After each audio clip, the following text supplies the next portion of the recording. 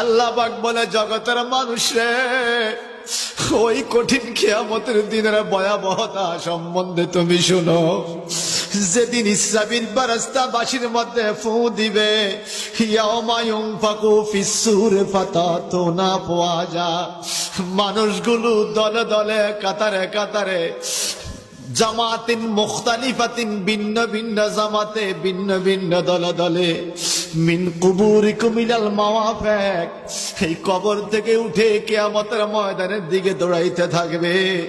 আল্লাহ বলেন, ওয়া ফুতিহাতিস সামাউ ফাকানাত আবওয়াবা, এত জোরে চিৎকার হবে, এত জোরে সিংহায় ফু দিবে আল্লাহর ফেরেশতা ইসরাফিল আলাইহিস সালাম, আসমানগুলো ফাটল ধরবে, আসমান দরজা হয়ে যাবে, ভেঙ্গে ছড়ে যাবে।